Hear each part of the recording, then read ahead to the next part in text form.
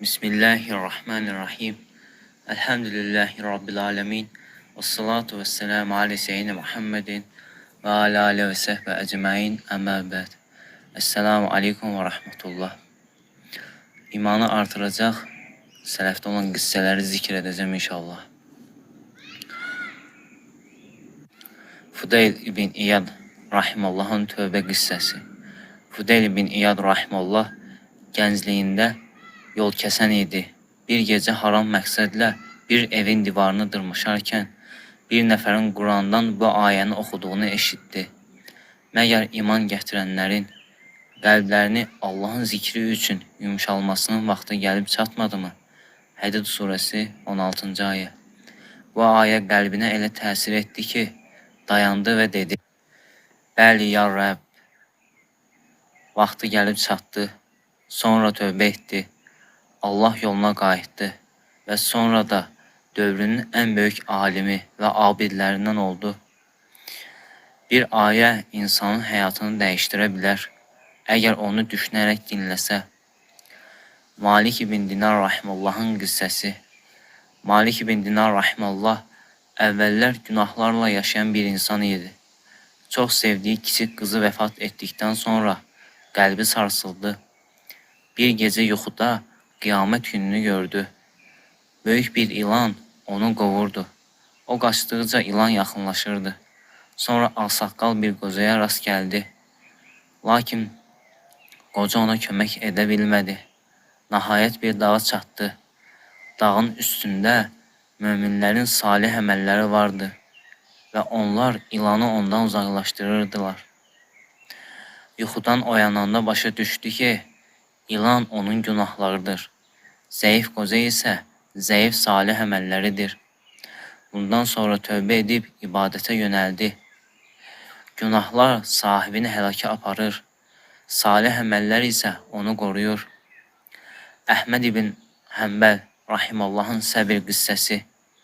İmam Əhməd Həmbəl Rahimallah Quranın məxluq olduğunu deməyə məcbur edilərkən ağır işgəncələrə məruz qaldı. Onu qamçıladılar, həbs etdilər. Lakin o dedi: Mənə sələfdən bir nəfərin belə dediyini göstər. Mən də deyim.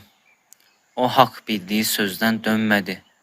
Sonunda Allah Azə və Cəllə onu ucaltdı və sünnənin onun vasitəsilə qorudu. Haqq yolunda əziyyət çəkmək peyğəmbərlərin və salihlərin yoludur. Süfyan Əs-Səvri Rahimallahın ağlaması. Süfyan Əs-Səvri Rahimallah gecələri çox ağlayardı. Bir dəfə dostları onu ağlayan gördülər və günahların çoxluğundan qorxursan deyə soruşdular.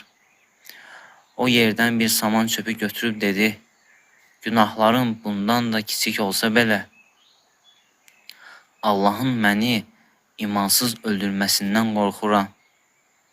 Salihlər yalnız günahdan deyil, aqibətlərindən də qorxardılar. Ömər ibn Abdüləzizin radiyallahu anh'ın ölümünün xatırlaması. Ömər ibn Abdüləziz radiyallahu anh'ı bir gün qəbristanlığa baxıb ağladı. Sonra dedi: Dünən bizimlə birlikdə yeyib içən insanlar bugün torpaq altındadırlar. Sabah isə növbə bizə çatacaq. Sonra uzun müddət ağladı. Ölümü çox xatırlayan insan dünya ilə aldanmaz. Ölüm yatağında ağlayan abid. Bir salih insan ölüm yatağında ikən şiddətlə ağlayırdı. Yanındakılar dedilər: Sən ömrünü namazda, orucda, ibadətdə keçirmisən. Nə üçün belə ağlayırsan? Dedi: Mən Allahın rəhmətinə ümid edirəm.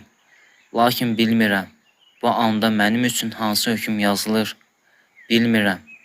Mələklər ruhumu götürəndə mənə cənnət müjdəsi veriləcək, yoxsa əzab xəbəri? Sonra ağlamağı daha da artdı və dedi: Bugün dünya ilə axirət arasındakı son günümdür. Sələflər bu qissəni danışarkən ağlayırdılar. Həsən Əl-Bəsrinin Rahimallahın qəbristanlıqda gördüyü mənzərə. Bir gün Həsən Əl-Bəsri rahimallah qəbirstanlıqdan keçirdi. Dayanıb qəbir əhlinə baxdı və dedi: Ey qəbir əhli, evlərinizdə başqaları yaşayır. Mallarınız bölüşdürülüb, zövcələriniz başqaları ilə evlənib. Bizim yanımızdakı xəbərlər bunlardır. Kaş ki siz də bizə öz halınızı xəbər verəydiniz. Sonra özü dedi: Əgər onlar danışsaydılar, deyərdilər ki, ən xeyirli azuqə təqvadır. Bunu deyib uzun müddət ağladı. Mərruf Əl-Kərxani rahimallahın son anları. Mərruf Əl-Kərxani rahimallah ölüm yatağında idi. Dostları dedilər: Sənə nə arzu edək? Dedi: Allahı görəcəyim ana qədər mənə toxunmayın. Onun bütün fikri ölüm deyil, Allahla qarşılaşmaq idi. Sələfdən bir zahidin gecə duası. Bir nəfər gecə qalxıb bir salihin ağladığını eşitdi. O belə deyirdi: Ey Rəbbim, əgər məni cəhənnəmə atacaqsansa, heç olmasa məni orada elə böyük et ki, cəhənnəm əhli mənə baxıb desin, bu adam da Allahı sevirdi. Bu sözləri deyərkən huşunu itirib yerə yıxılmışdı. Süleyman Ət-Təhmini rahimallahın qorxusu. Süleyman Ət-Teymi rahimallah deyirdi: Əgər qiyamət günü bir carçı səslənsə ki, bütün insanlar cənnətə girəcək, yalnız bir nəfərdən başqa, qorxaram ki, o mən olum. Əgər səslənsə ki, bütün insanlar cəhənnəmə girəcək, yalnız bir nəfərdən başqa, ümid edirəm ki, o mən olum. Bu qorxu ilə ümid arasında yaşamağın nümunəsidir. Süfyan Əs-Sövrinin rahimallahın ağlaması. Bir gecə Süfyan Əs-Sövri səhərə qədər ağladı. Səhər ondan soruşdular: Bu qədər ağlamağın səbəbi nədir? O dedi: Qorxuram ki, Allah məni öz kitabında bədbəxtlərdən yazmış olsun. Mən isə bundan xəbərsiz olum. Sonra yenə ağlamağa başladı.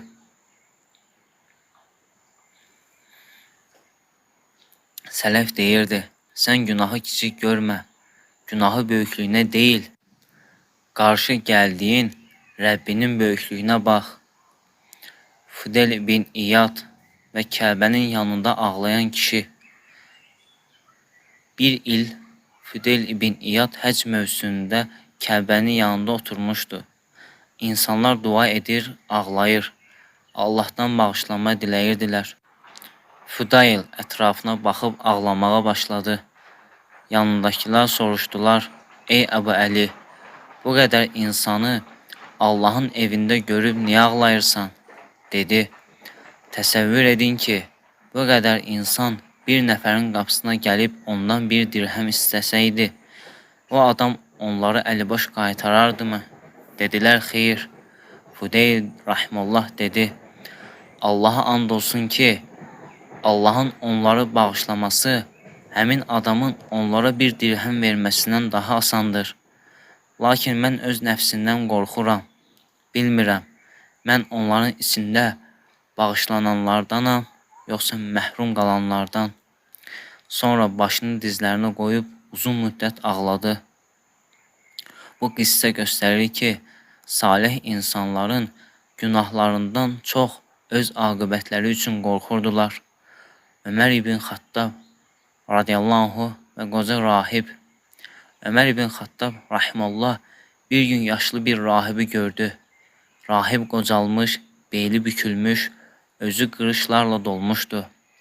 Ömər radiyallahu ona baxdı və ağlamağa başladı.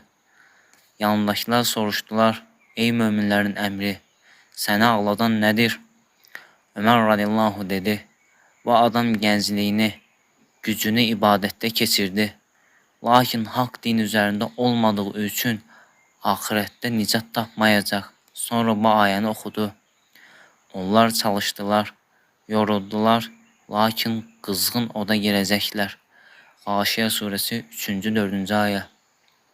Daha sonra ağlamağa davam etdi. Bu qissə göstərir ki, əməlin qəbul olması üçün onun doğru etiqad üzərində olması vacibdir. Həsən Əl-Bəsri rahimallah və ağlayan gənc. Bir gün Həsən əl-Bəsri rahimehullah məsciddə oturmuşdu. Bir gənc gəlib kənarda sakitcə ağlayırdı. Həsən ona yaxınlaşıb soruşdu: "Səni ağladan nədir?" Gənc dedi: "Günahlarım məni qorxudur. Allahın məni bağışlamayacağından qorxuram." Həsən dedi: "Sənin günahlarına görə ağlamağın günahların özündən daha sevimlidir. Çünki günah səni tövbəyə gətirib." Sonra əlavə etdi: "Mömin günah etdikdə qorxur, münafiq isə günah etdikdə arxayınlaşır." Gənc daha da ağladı və tövbəyə sarıldı. İmam Əhməd rahimullahın gecə hadisəsi. Əhməd ibn Həmbəl rahimullah qocalıq çağında bir gecə namazı qılırdı. Oğlu Abdullah atasının hıçqıra-hıçqıra ağladığını eşitdi. Səhər soruşdu: "Ata, niyə belə ağlayırdın?" İmam Əhməd dedi: "Bir ayəni oxudum. Onu düşünməkdən özümü saxlaya bilmədim. Ayə bu idi: ölüm sərxoşluğu həqiqətən gələcəkdir." Qaf surəsi 19-cu ayə. Sonra dedi: "Ey oğlum, insan ölüm anına qədər təhlükəsiz deyil." Bu sözlərdən sonra yenidən ağladı. Muhammed ibn Münkerid rahimullahın qissəsi. Muhammed ibn Münkerid rahimullah gecə çox ağlayırdı. Bir gecə bacısı onun ağlama səsini eşitdi və qorxaraq qapını açdı. Dedi: "Qardaşım, nə olub? Nə üçün bu qədər ağlayırsan?" O cavab verdi: "Bir günahımı xatırladım." Bacısı dedi: "Hansı günahı?" O dedi: "Bilmirəm hansı günahdır, lakin qorxuram ki, Allah mənə qəzəblənmiş olsun."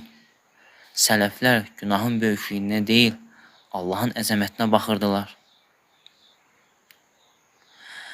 Sıla ibn Əşya rahimullahın və oğlunun şəhid olması. Sıla ibn Əşya rahimullah çox ibadət edən salih bir şəxs idi. Onun oğlunun adı Abdullah idi. O salih və cihad əhli gənclərdən idi. Bir döyüşdə Abdullah şəhid oldu. İnsanlar atasının yanına gəlib başsağlığı verdilər. Onlar elə bildilər ki, Sıla rahimullah çox kədərlənəcək. Lakin Sıla rahimullah dedi: "Allahım, sən onu mənə əmanət vermişdin. İndi isə əmanətini geri aldın. Sənə həmd olsun." Həmin gecə yenə qalxıb gecə namazını qıldı. Səhər ona dedilər: "Oğlunun ölümündən sonra gecə namazını tərk etmədin." Dedi: "Mənə oğlumu verən Allah idi. Oğlumu alan da Allahdır. Mən isə Rəbbimin haqqını necə tərk edə bilərəm?" Əbu Hazim rahimullahın və xəlifənin sualı. Əbu Hazim rahimullah bir gün xəlifənin yanına çağırıldı. Xəlifə soruşdu: "Ey Əbu Hazim, nə üçün ölümü sevmirik?" Əbu Hazim dedi: "Çünki siz ahirətinizi viran qoyub dünyanızı abadlaşdırmısınız. Buna görə də abad yerdən viranı yerə köçməyi sevmirsiniz." Xəlifə ağlamağa başladı. Sonra soruşdu: "Allahın huzuruna necə gedəcəyik?" Əbu Hazim rahimullah dedi: "Mömin Allahın huzuruna ailəsinə qayıdan qərib kimi gedəcək. Günahkar isə sahibindən qaçıb tutulan qul kimi." Bu sözləri eşidən xəlifə hönkür-hönkür ağladı. Rabi ibn Hüseymin rahimullahın son anları. Rabi ibn Hüseym rahimullah ölüm yatağında idi. O ömrü boyu Quran oxumuş, namaz qılmış, gecələri ibadətdə keçirmişdi. Can verərkən qızı ağlamağa başladı. Rabi rahimullah ona dedi: "Qızım, ağlama. Əgər qəbrimin içində nə olduğunu görə bilsəydin, mənim üçün ağlamazdın." Sonra bu ayəni oxudu. "Bizim Rəbbimiz Allahdır" deyib, sonra düz yol tutanlar, mələklər nazil olar. Fusillər surəsi 30-cu ayə. Biraz sonra ruhunu təslim etdi. Həsən əl-Bəsri rahimullahın qəbir başında nəsiyyəti. Bir gün Həsən əl-Bəsri rahimullah qəbirstanlıqdan keçirdi. Təzə qazılmış bir qəbri gördü. Qəbrin yanına dayandı. və uzun müddət baxdı. Sonra ətrafındakılara dedi: "Bu qəbrin sahibi dünən sizin kimi arzular qururdu. Sabah isə siz onun yerində olacaqsınız." Daha sonra dedi: "Ey Adəm övladı, ölüm sənə doğru gəlir, sən isə dünyaya doğru qaçırsan." Ətrafındakılar onunla birlikdə ağladılar. Üveys Əl-Qarani gecələri ibadətlə məşğul olardı. Bir gecə belə deyərdi: "Bu gecə ruku gecəsidir." Sonra səhərə qədər yalnız rukuda qaldı. Başqa bir gecə bu gecə səcdə gecəsidir və səhərə qədər səcdədə qalardı. O deyərdi: "Kaş insanlar ölümdən sonra dirilməsəydilər, kaş hesab olmasaydı. Lakin Allahın hökmü gələcəkdir." Onun Allah qorxusu o qədər güclü idi ki, insanlar onu görəndə axirəti xatırlayardılar. Ətə Əs-Süleyman rahimehullah hər gün ağlayardı. Bir gün ailəsi dedi: "Ey ətə, nə üçün bu qədər ağlayırsan? Bir müsibət gəlibmi?" Dedi: "Bəli, çox böyük bir müsibət gəlib." Soruşdular: "Hansı müsibət?" Dedi: "Bugün nə günəş batdı, ömürdən bir gün getdi. Əməlim isə artmadı." Sonra dedi: "Ölüm məni axtarır, qəbir evim olacaq, qiyamət vəd olmuş gündür. Bilmirəm, aqibətim necə olacaq." Bunu deyib yenidən ağladı. Süfyan Əs-Sövri rahimehullahın son gecəsi. Süfyan Əs-Sövri rahimehullah ölüm yatağında olarkən çox ağlayardı. Yanındakılar dedilər: "Bu qədər günahlardan qorxursan?" O yerdən bir ovuc torpaq götürdü və dedi: "Günahlarım bundan kiçik olsa belə qorxuram." Sonra əlavə etdi: "Lakin günahdan daha çox qorxduğum şey budur ki, ölüm anında imanım əlimdən alınsın." Bu sözləri eşidənlər ağlamağa başladılar. Əbu Dərdə radiyallahu anh gecə qəbirstanlığa gedərdi. Bir gecə onun qəbirstanlıqda oturmuş gördülər. Dedilər: "Burada tək oturmaqdan qorxmursan?" Dedi: "Mən elə insanlarla oturmuşam ki, onlar mənə zərər verməz. Mən axirəti xatırladarlar. Əgər ayrılsam, qeybət etməzlər."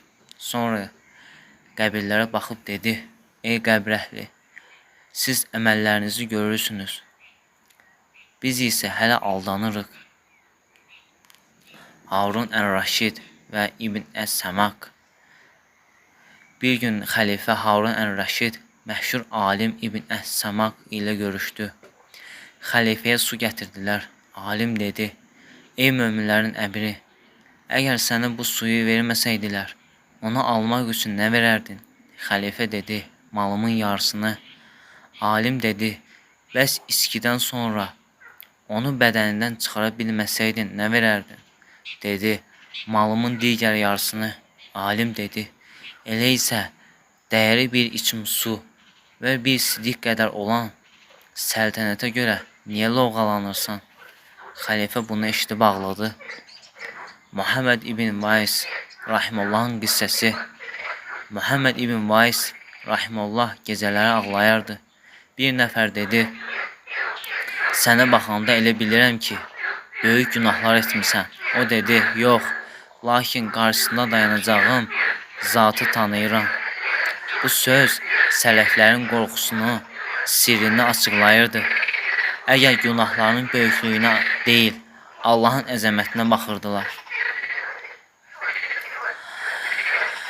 Bir salih şəxs demişdir: "Ey Adəm övladı, sən ölüləri çiyinlərdə qəbrə aparırsan. Halbuki növbəni sənin gələcəyini bilirsən. Qəbirlərin yanında keçirsən, lakin öz qəbrini unutursan. Ölüm xəbərlərini eşidirsən, lakin öz ölümün üçün hazırlaşmırsan. Dünən başqaları üçün ağlayırdın, sabah başqaları sənin üçün ağlayacaqlar." Bu sözləri oxuyan bəzi sələflər uzun müddət susar, sonra deyərdilər: "Allahım, ölüm gəlməzdən əvvəl bizi tövbə edənlərdən et."